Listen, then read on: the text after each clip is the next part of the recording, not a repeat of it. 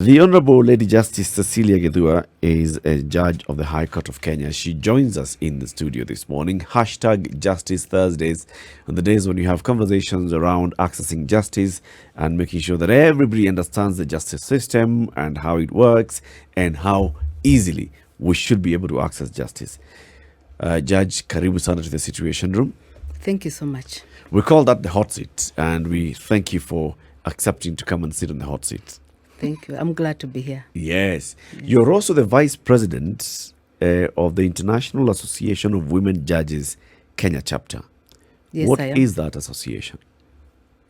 The International Association of Women Judges Kenya chapter is an association comprising of women judges and magistrates all over the Republic of Kenya. It is an affiliate of the International Association of Women Judges all over the world. The International Association of Women Judges globally is constituted by women judges who share a common value of gender justice, gender parity, and the rule of law. So gender justice, I can understand gender parity. This is making sure that our justice systems look at gender and make sure that there's a balance there. What does gender justice mean? Gender justice means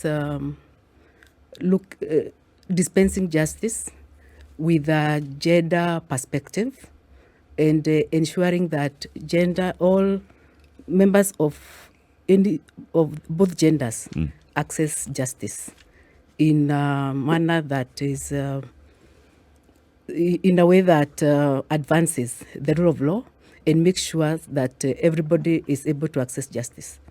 Okay. And gender justice is more biased towards the advancement of women's rights and children, and ensuring that they are able to access equal opportunity and equal access to justice in all its sense. Okay. Justice, when you say that it focuses on the equality of the values that you've mentioned, would I be wrong in saying that over time it has been observed perhaps that this justice doesn't exist, at least in the form that you'd want it to, so that is why you seek to have it? Or you already have it, but you want more of it? Which is which? We already have it, but we want more of it. We want to ensure that we achieve the most that we can. Yes. In a way that is spread out to cover everyone. And especially the vulnerable and the marginalized, because we consider that women are in that category, and children, because of the manner in which the society has been organized. As you must be aware, we have our society has been very patriarchal in nature. Still is. Still is. And there is therefore need for affirmative action to ensure that women, because of that organization of the society, the patriarchal nature, have always not had equal opportunity as men.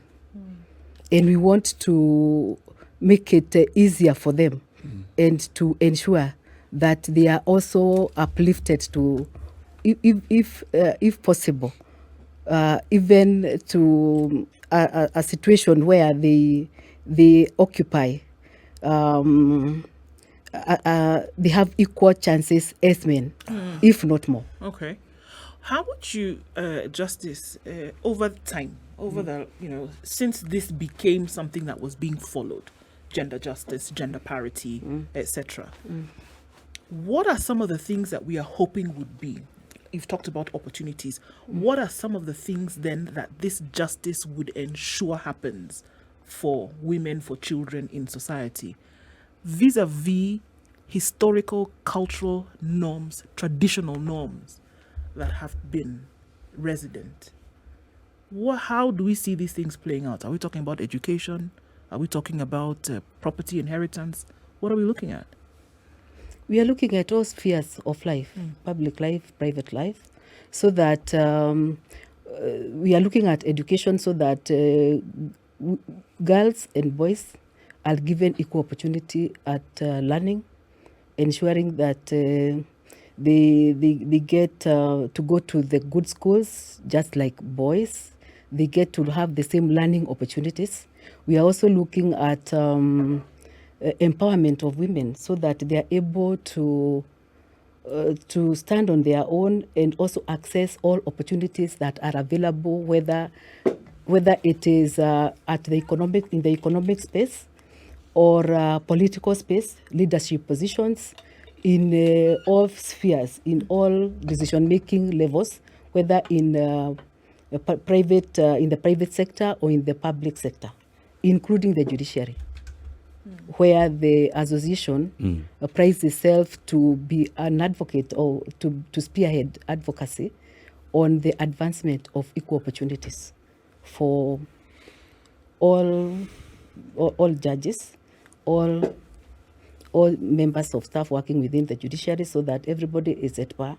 And we also move out there to advocate for equal opportunities for women in all other aspects of life, and mentoring young girls to aspire to be what they dream to be, to show them that they can be anything that they want to be. There's no limit. Gender is not a limit to the achievement of their career goals or their or to the achievement of their goals. They have the potential to rise to be anything and anyone that they aspire to be. How does this deal with the almost inevitable clash then between justice and tradition? That there are those who are the custodians of tradition, and for them, these things are seeped in tradition. And here we are trying to basically strip down those and say, look, it cannot be the way it was practiced 50 years ago. How then do you deal with those?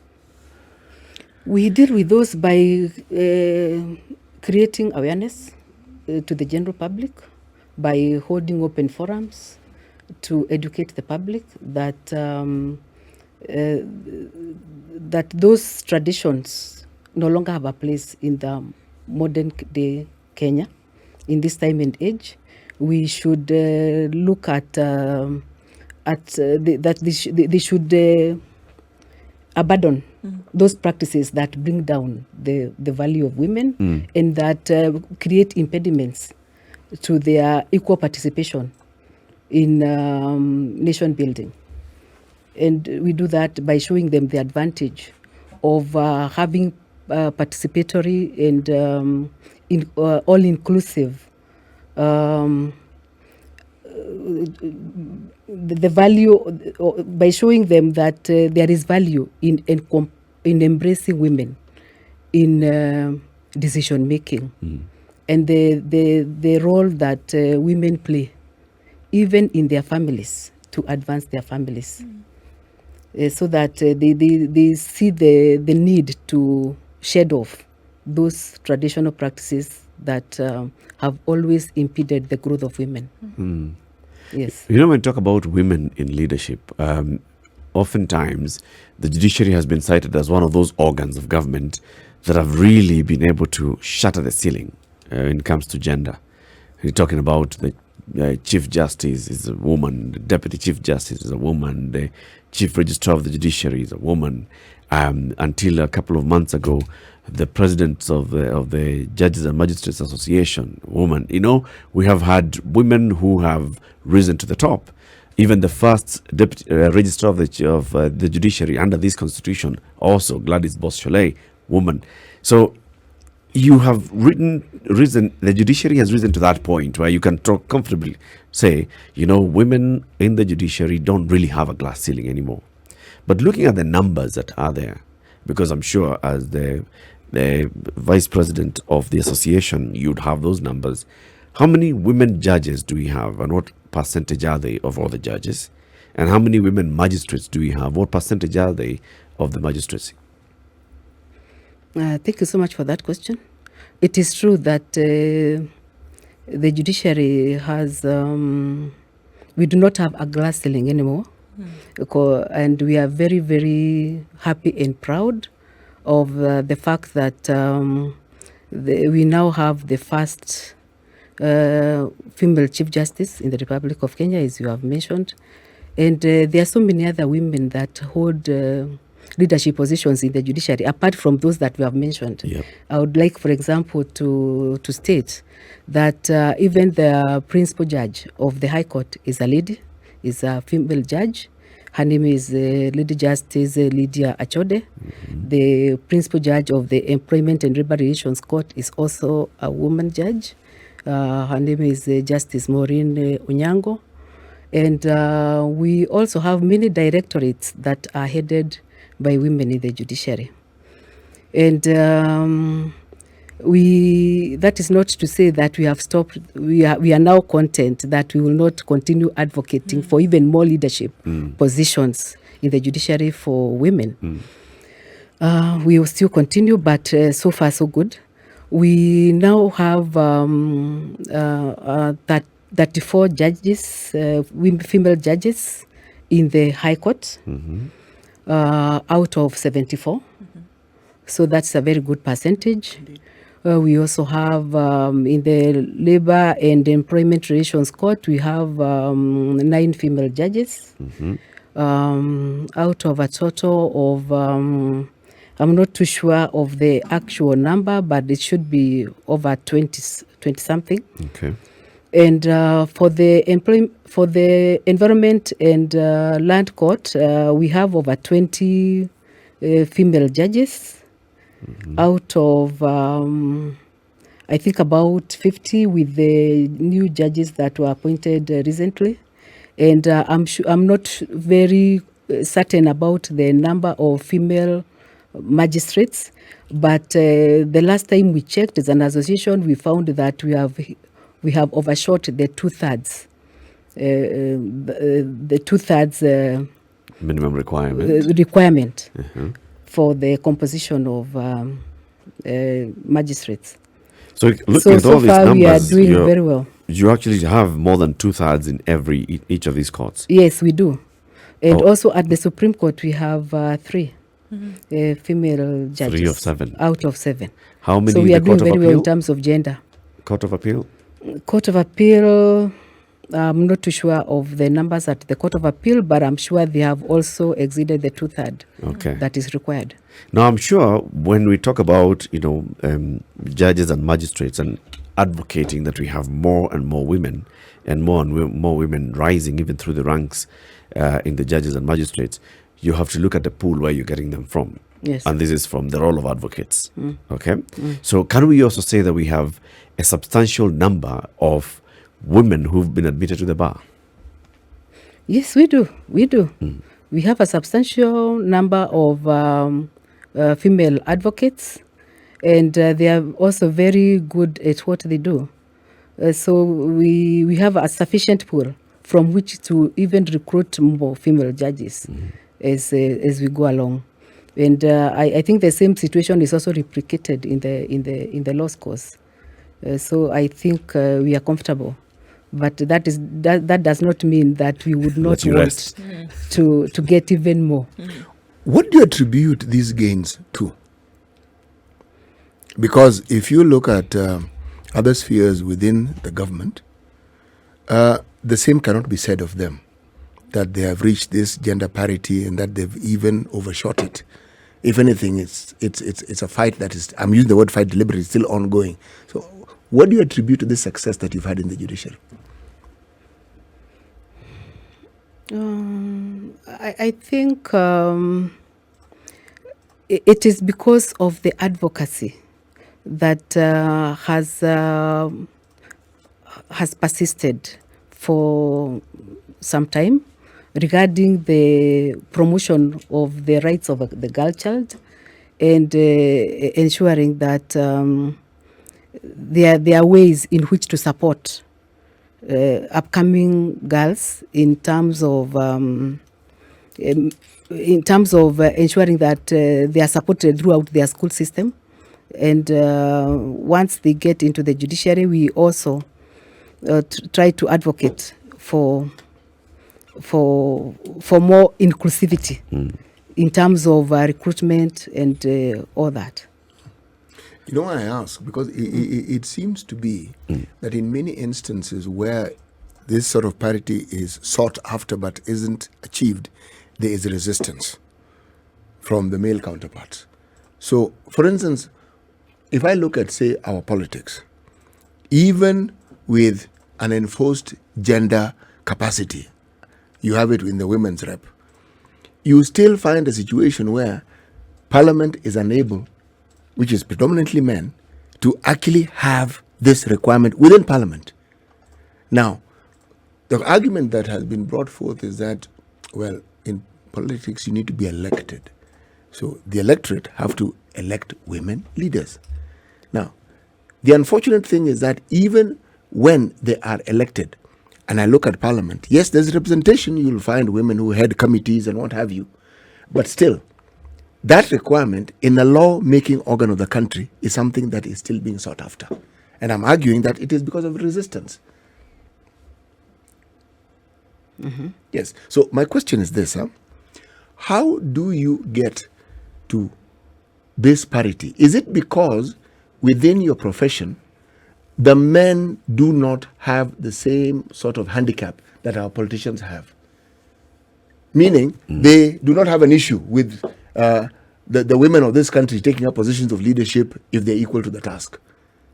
And that they are quite willing to support that particular system. Okay, I don't know whether I got your question right. Can you kindly repeat? Yes. I'll try and repeat it word for word. Yes. No. I will not repeat it word for word. You see, I'm looking at this situation that we have in the courts, and it's a perfect, and it's a wonderful example to look at. Okay? And I'm seeing, and I'm looking at the resistance factor in Parliament, because it is clear that male parliamentarians resist this issue of the third gender rule. They resist it. And that is why, because every time such an issue has come up in Parliament, either it's a hung Parliament, there aren't enough people, something always happens to prevent this process from taking place. So I'm saying there's resistance. Yes. Now, I'm saying that in the judiciary, this resistance seems to be absent. Okay. Yes. See, I'm waiting for you to continue. Oh. Do you agree? Do you agree or don't you agree? And if you don't agree, why? No. Is there support from the male counterparts in the judiciary that is not seen, for example, in Parliament? Yes. Do we see that support, that, or are folks, the men in the judiciary, just concerned about getting the job done, and it doesn't matter whether it's a man or a woman doing it?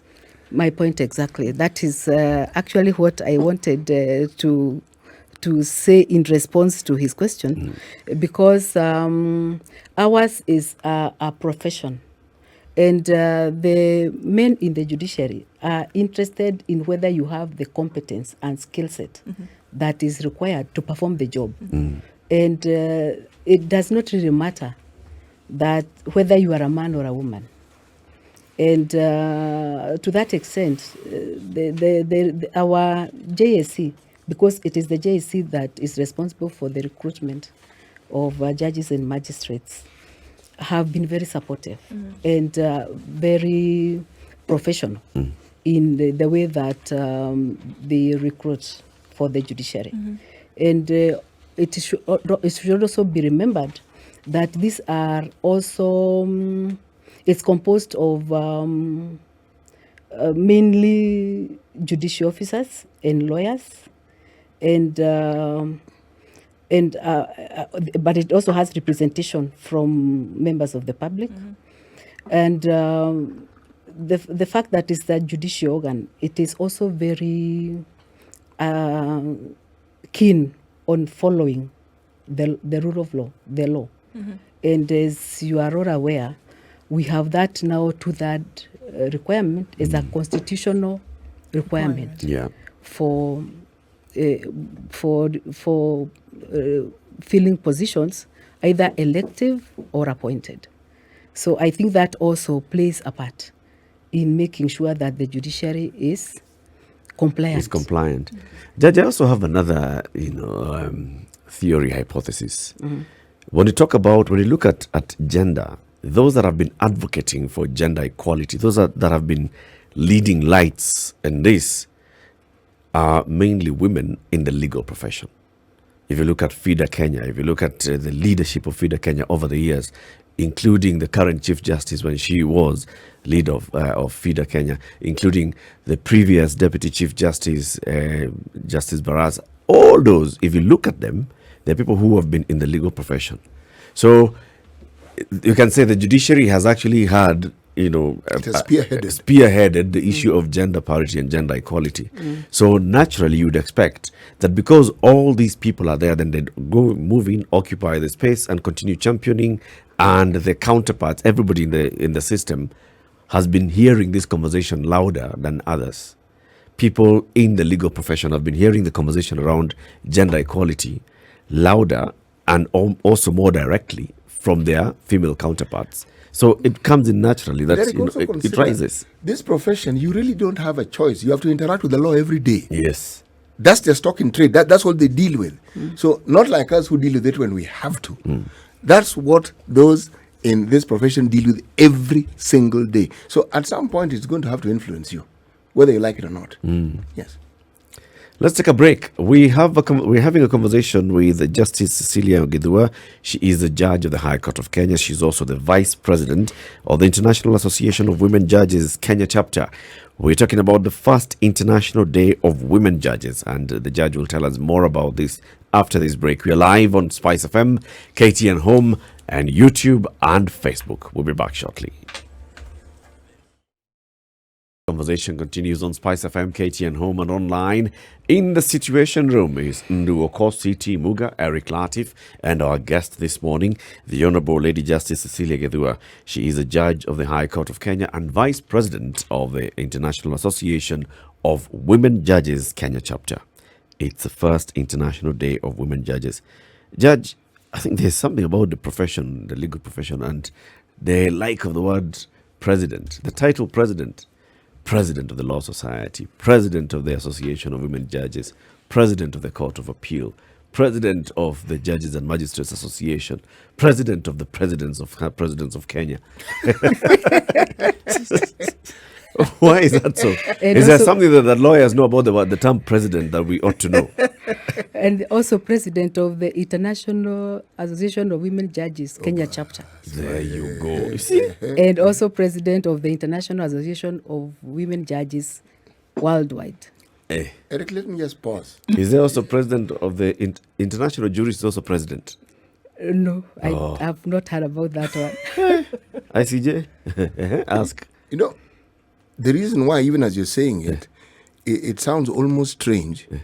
It also depends in the era in which you have lived.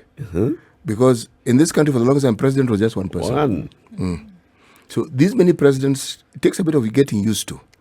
Because when someone says, I was talking to the president, so before you knew who you're talking to. Now it could be any. Now, could be president of the Matatu Association. Could be president of the Mamamboga Association. It could be president of the fishery. It could be any.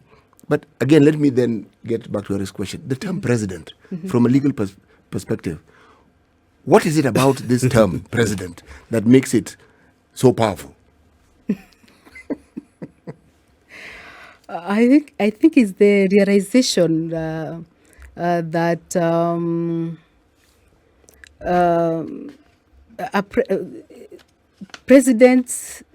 being a president gives is just a title that comes with power and as well as responsibility.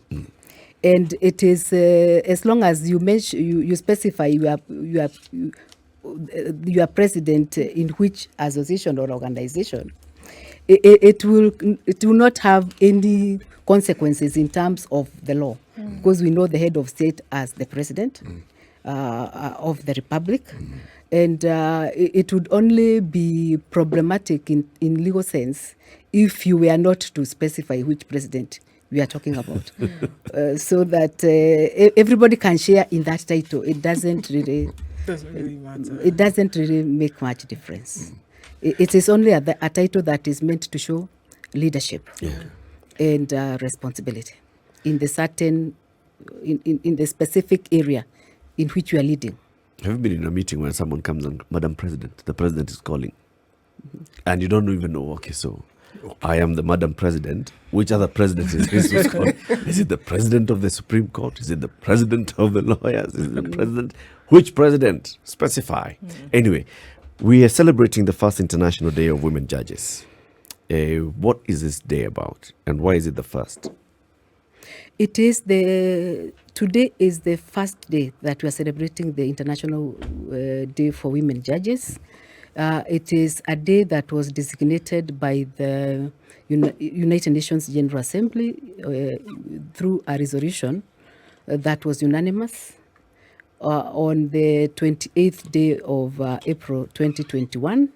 It was sponsored by 72 member states, including Arab countries, which are perceived to be very conservative in terms of embracing women participation. It was announced for the first time by the then president of the International Women Judges Association, the then Honorable Justice Vanessa Ruiz, during the 15th biannual conference of the International Association of Women Judges, which was held between the 7th and May of last year, 2021. This therefore marks the very first day that we are celebrating this very important day for women judges. Right, Justice, why is it important?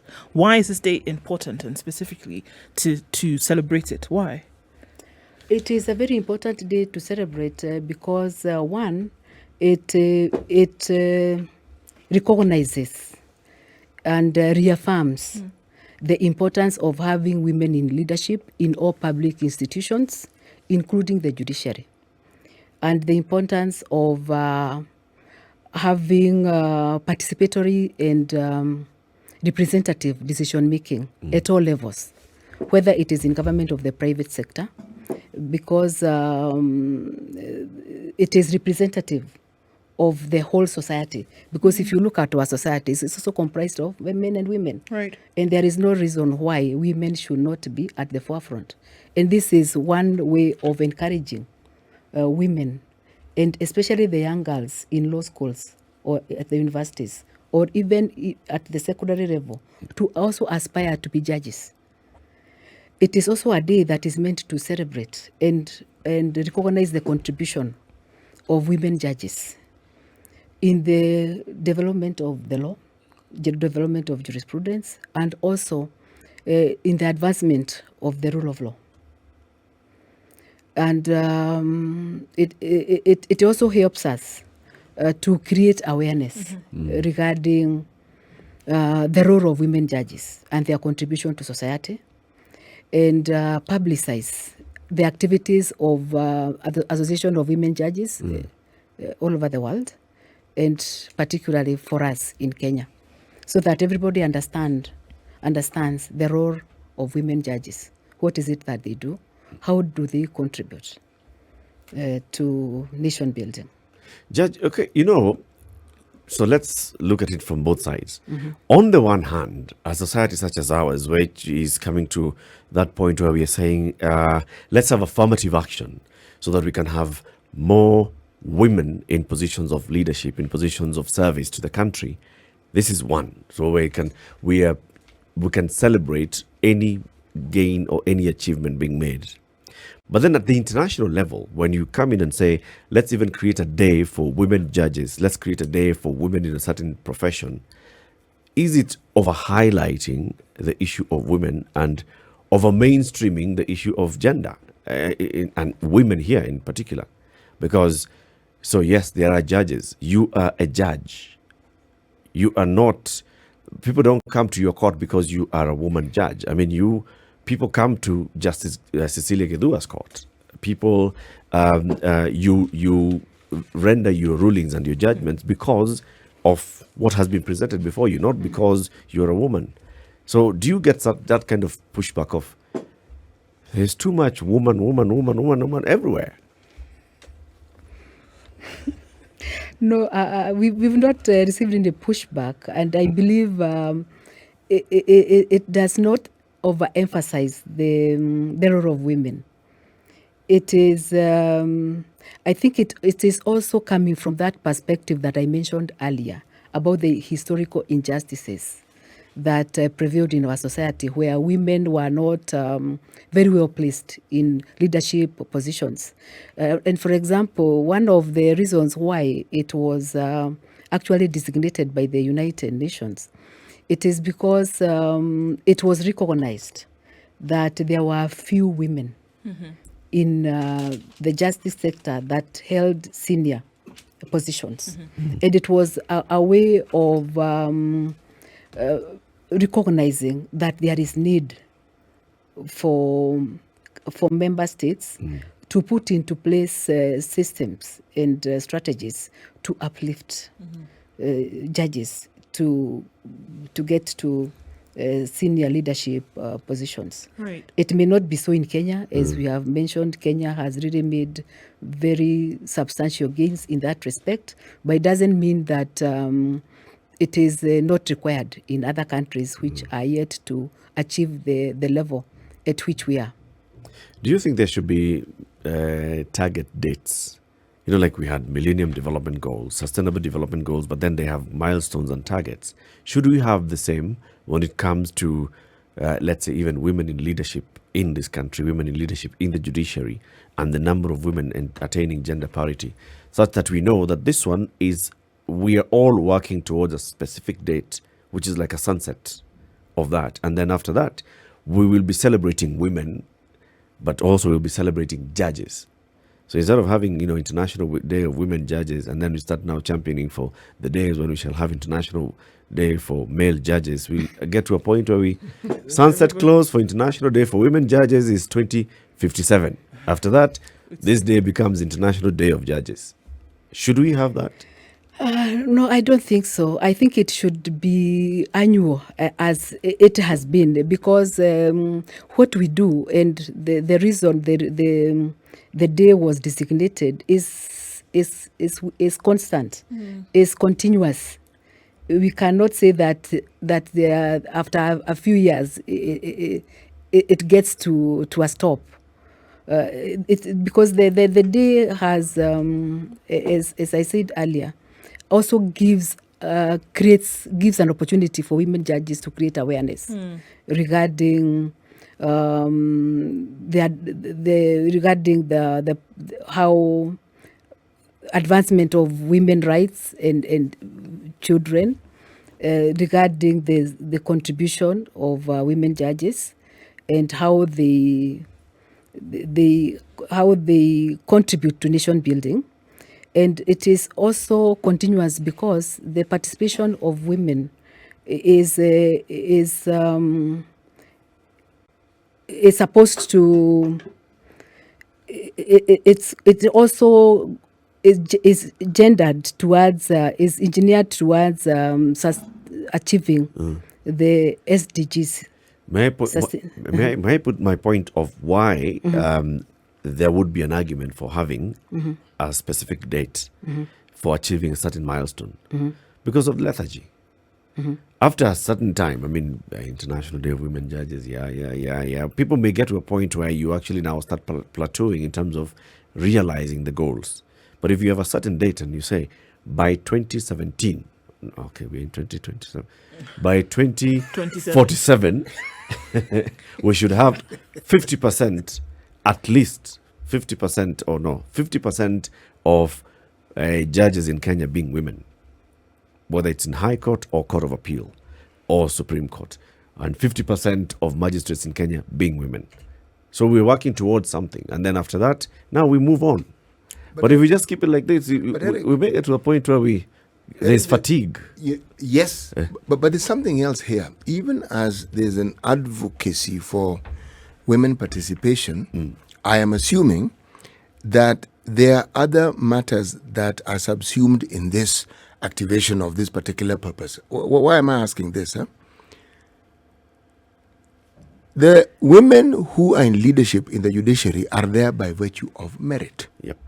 So now, the context and the content of a meritocracy,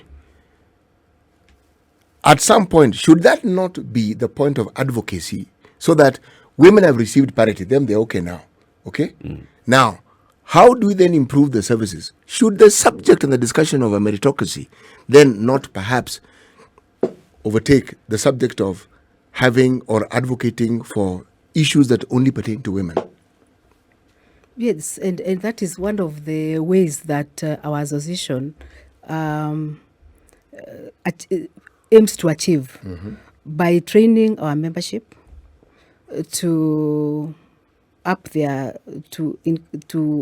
competences, skills, so that they are able to deal or handle all the cases that come before them in a more competent way, and in a way that advances the values that we stand for. How do we know? What would be the indicators, Justice, to say that, these are certain milestones that we hope to have crossed by a certain time? And these are those set markers we've crossed. And we see, is it percentage of women filling these positions?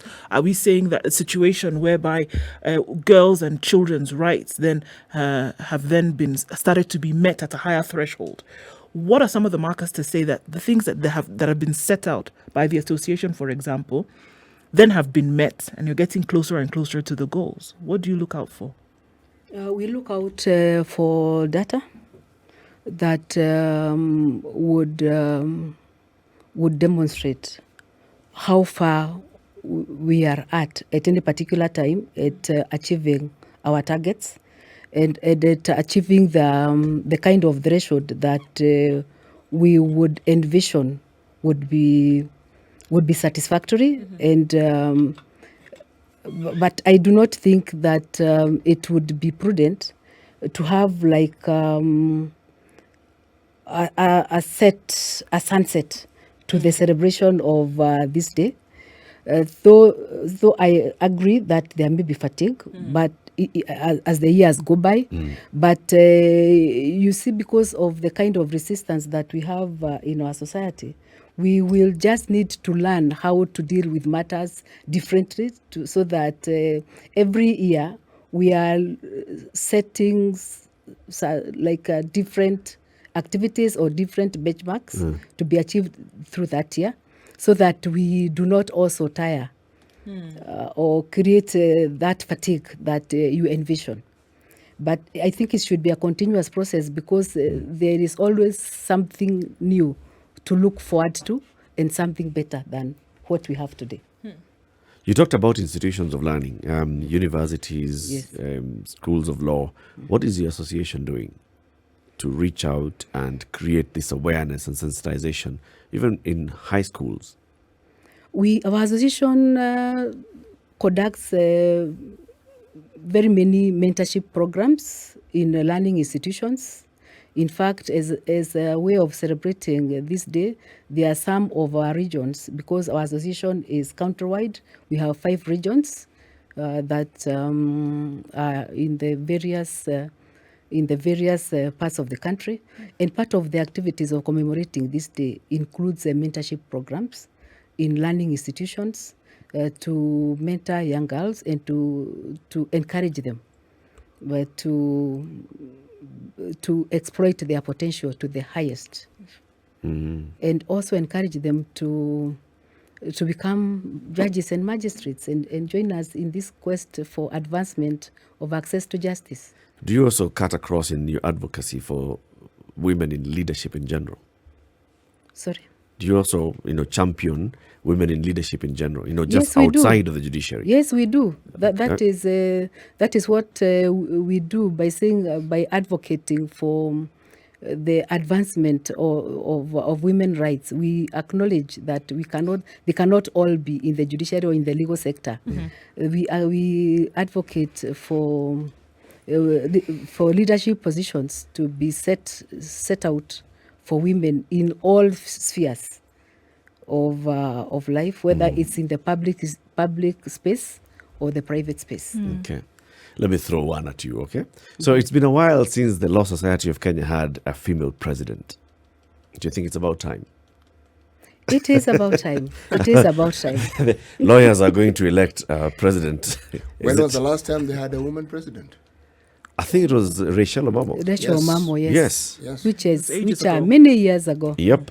So Since it is Rachel time. Omamo was chair of the Law Society of Kenya, there hasn't been a woman at the helm of LSK. There are several who are campaigning for this, including the outgoing Vice President Caroline Kamende and others.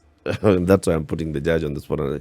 So would your association now be advocating and saying, you know what, I think it's about time just to make sure that we have uniformity when you talk about the justice sector being female-led? We would really look forward to the election of a female advocate to be president of the LSK. I think it's about time. The candidates that are contesting today for that position have what it takes, and our association would be very key, very eager to embrace the election of female president of the Law Society. It is about time. Those candidates who have what it takes, and we can only wish them all the very best and say that may the best candidate of the female candidates win. May the best of the female candidates. Right. Win. There's your answer. Justice, even as you talk about, done very, very well in terms of having women across, whether we're looking at the High Court, courts across, and having women sitting in positions of judges and magistrates, right? And you said Kenya has done very well.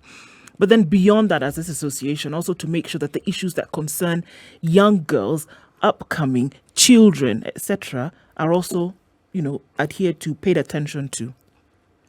It is in these sectors that we see some of the most serious problems in society.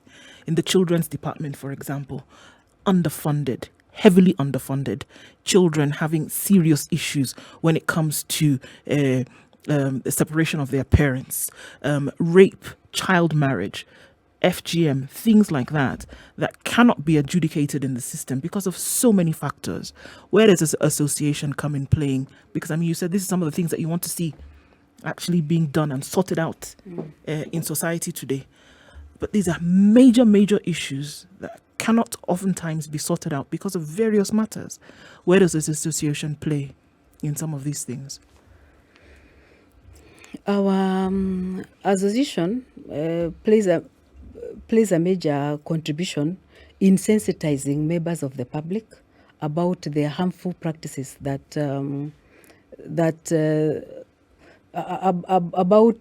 abandoning harmful practices like female genital mutilation, which affects young girls, and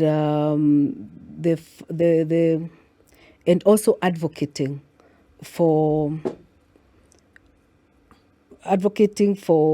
ways to uplift the girl child, and also sensitizing members of the public about the stigma, the need to protect children, and the stigma of that comes with the child molestation in terms of most times defilement, because you find that the defilement affects young girls.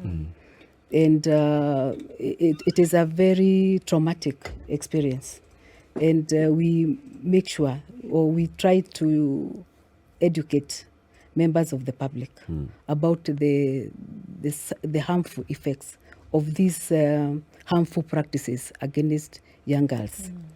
We also advocate for sufficient funding for institutions that deal with the children and children's rights.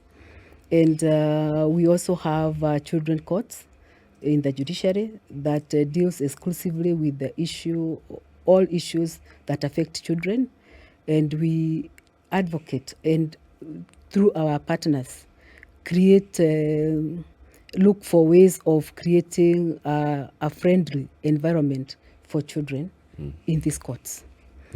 We also train our magistrates who are the first port of call in all sexual in all in the trial of all offenses, including sexual offenses, and we train them on how to treat children when they come to testify in court, or even if they are subjects, Right. so that they are treated with the warmth and